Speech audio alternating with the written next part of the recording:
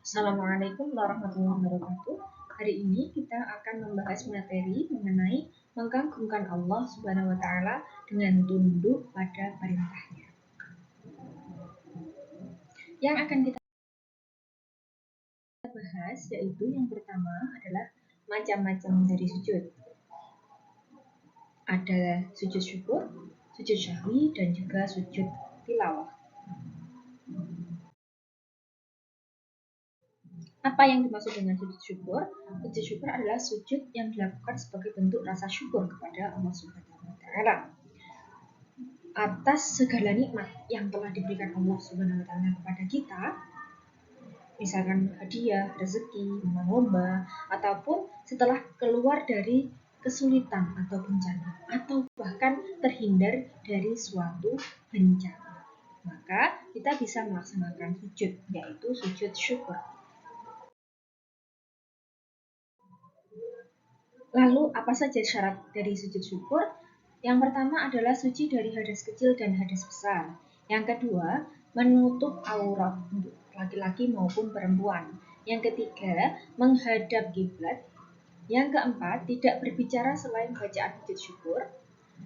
Lalu yang terakhir, meletakkan dahi pada benda yang tidak bergerak pada saat naik turun dalam sujud, seperti halnya sujud di dalam sholat.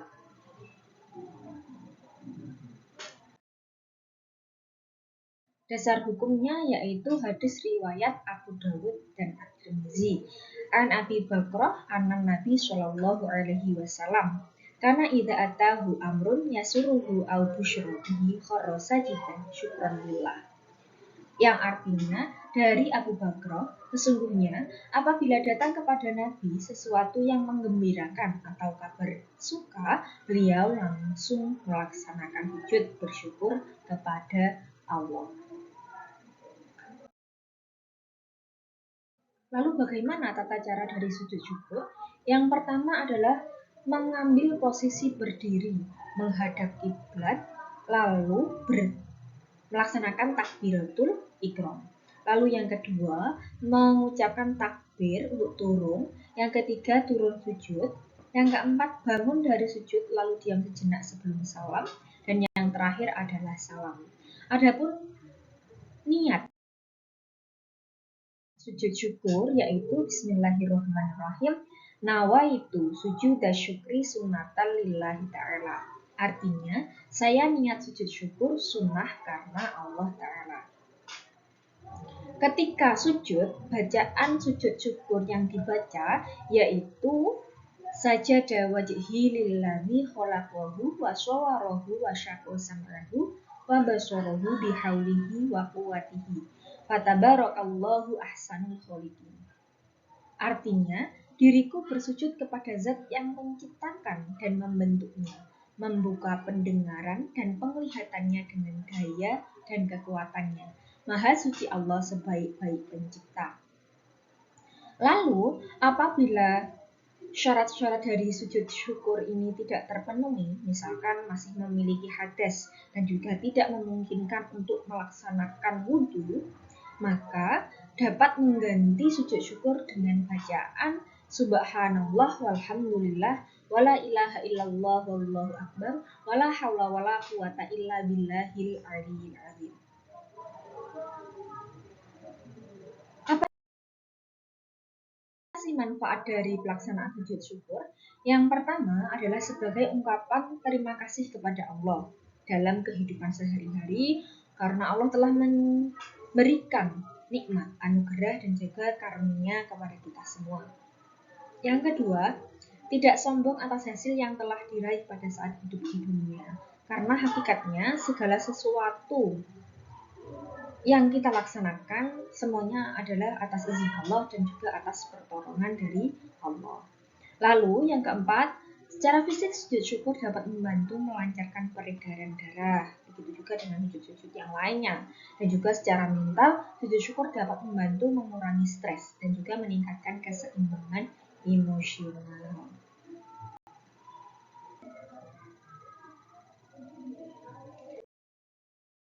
Selanjutnya kita akan membahas mengenai sujud syahwi. Secara bahasa, Sahwi berarti lupa terhadap sesuatu atau lalainya hati terhadap suatu perkara. Maksudnya, sujud syahwi adalah sujud yang dilakukan sebagai pengganti ataupun penambahan dalam sholat ketika seseorang melaksanakan kesalahan atau lupa dalam gerakan sholat. Jadi, pelaksanaan sujud sahwi ini karena lupa ataupun kesalahan dalam gerakan di dalam sholat.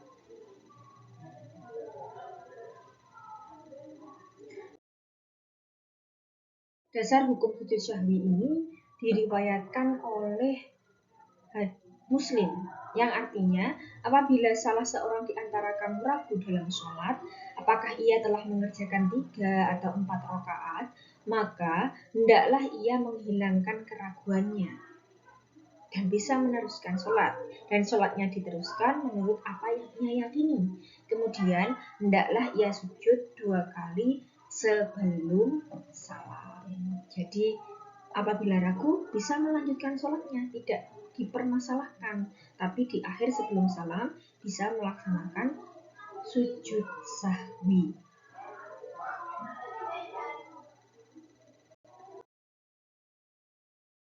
Lalu beberapa penyebab dari sujud sahwi. Yang pertama adalah lupa meninggalkan salah satu rukun sholat. Yang kedua, lupa atau ragu jumlah rakaat. Misalkan ragu ini sudah rakaat kedua atau ketiga, atau 3 atau 4, seperti itu. Lalu yang ketiga, lupa membaca doa kunut bagi yang terbiasa kunut. Lalu yang keempat, lupa melaksanakan tasyahud awal. Lalu yang kelima, kelebihan ataupun kekurangan jumlah rakaat di dalam sholat. Maka bisa melaksanakan sujud sahwi. Nah, ini gambaran dari sujud sahwi. Yang pertama berarti tahiyat seperti biasa, tahiyat, lalu takbir, melaksanakan sujud, bangun duduk, sujud kembali, duduk tahiyat akhir, lalu melaksanakan salam. Lengkapnya, lebih jelasnya, yaitu tata cara pelaksanaan sujud sahwi. Selesai membaca tahiyat akhir, takbir, lalu sujud lagi dengan membaca Subhana man la yanamu wala yasbu. Subhana man la yanamu wala yasbu. Subhana man la yanamu wala yasbu 3 kali. Lalu bangun dari sujud disertai dengan mengucapkan takbir. Duduk sebentar, lalu takbir dilanjutkan dengan sujud kedua. Sujud di sini sama dengan yang dibaca ketika sujud yang pertama tadi. Subhana man la yanamu wala yasbu. Takbir, dilanjutkan duduk, diakhiri dengan salam. Posisi duduknya seperti pada gambar yang tadi.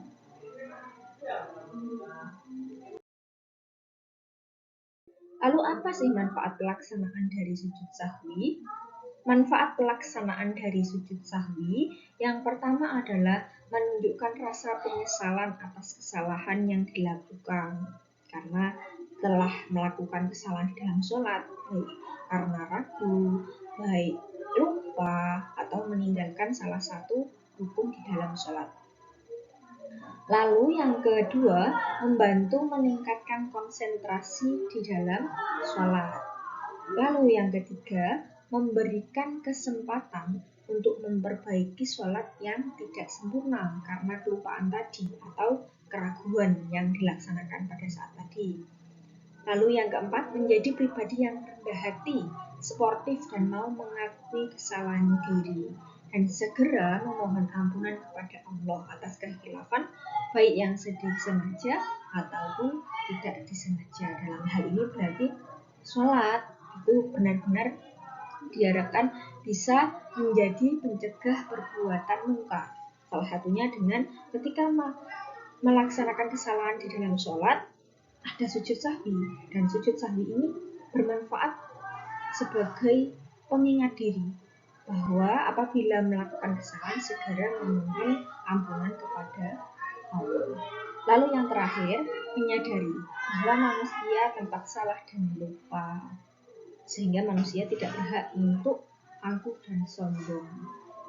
Dan harapannya manusia dapat selalu beristighfar minta ampun kepada Allah.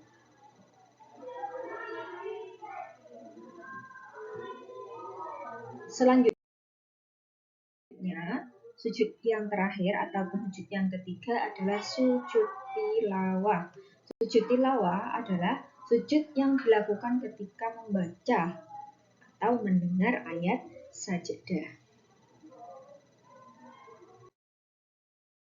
Nah, ayat sajadah itu ayat-ayat apa saja?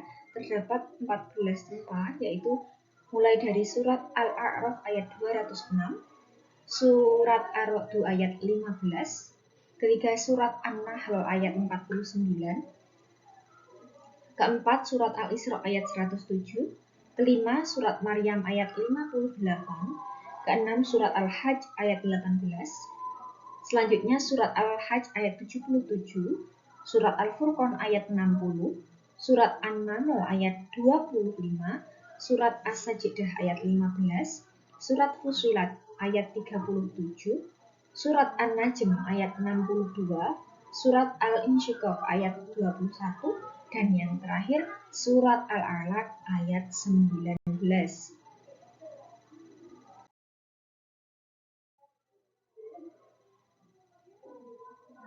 Contoh ayat sajdah.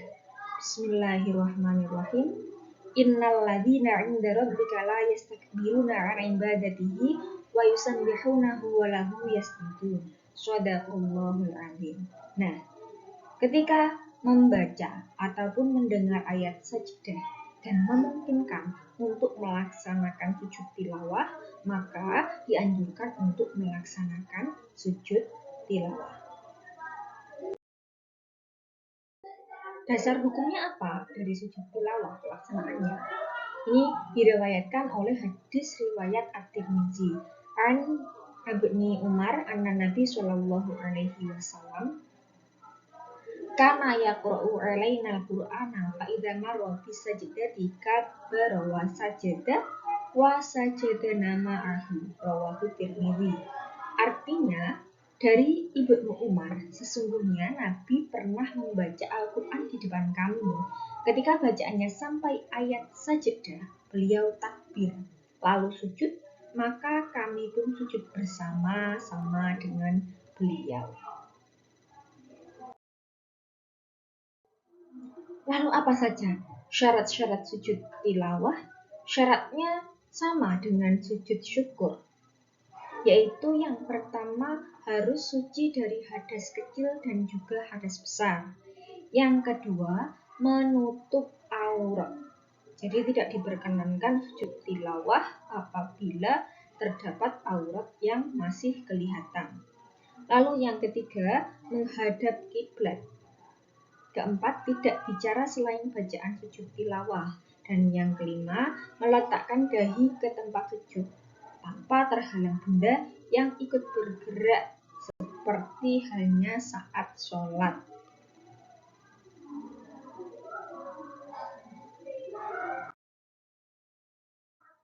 Tata cara dari sujud tilawah yaitu terdapat dua pembagian.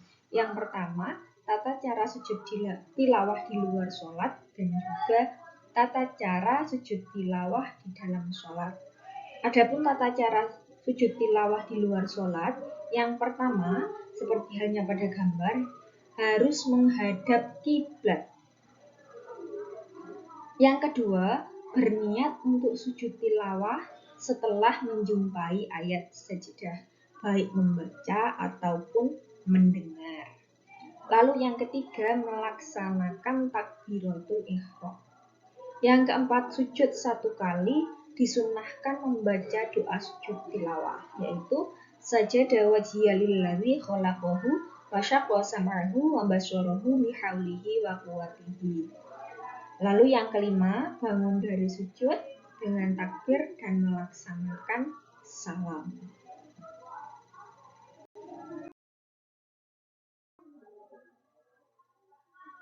Adapun niat dari sujud tilawah yaitu nawaitu sujudat tilawati sunnatan lillahi ta'ala. Saya niat sujud tilawah sunnah karena Allah Ta'ala. Namun, apabila ketika mendengar atau membaca ayat sajdah tidak memungkinkan untuk melaksanakan sujud tilawah, dapat membaca bacaan pengganti, yaitu Subhanallah walhamdulillah wala ilaha illallah wallahu akbar wala haula wala quwata illa billahil aliyyil azim.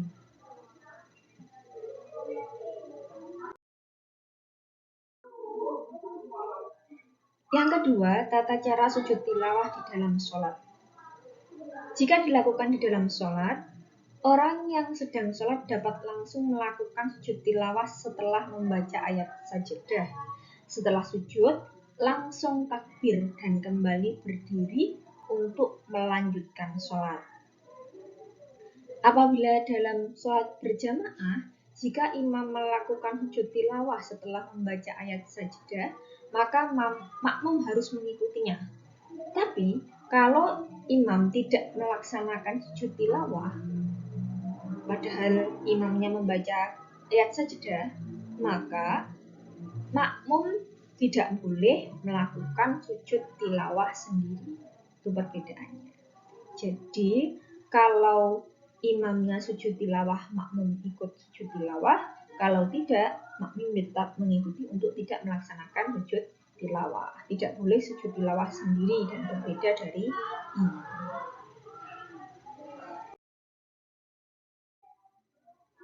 Nah, apa manfaat dari pelaksanaan sujud tilawah? Yang pertama, mendekatkan diri kepada Allah Subhanahu wa Ta'ala. Karena dengan sujud tilawah, ketika mendengar atau membaca ayat sajdah, kita akan merasa dekat dengan Allah. Dan juga kita merasa bahwa makhluk ciptaannya harus melaksanakan sujud dan juga tunduk patuh kepada perintah Allah. Lalu yang kedua, dijauhkan dari godaan setan. Dan yang ketiga, meningkatkan derajat ketakwaan seseorang kepada Allah apabila ia telah melaksanakan sujud tilawah. Karena dengan pelaksanaan sujud tilawah ini, seseorang tersebut dapat meningkatkan keyakinannya terhadap pertolongan dari Allah Subhanahu wa Ta'ala. Sekian dari penjelasan mengenai tunduk dan patuh pada perintah Allah. Akhirul kalam, wallahul muwaffiq ila aqwamit thoriq. Wassalamualaikum warahmatullahi wabarakatuh.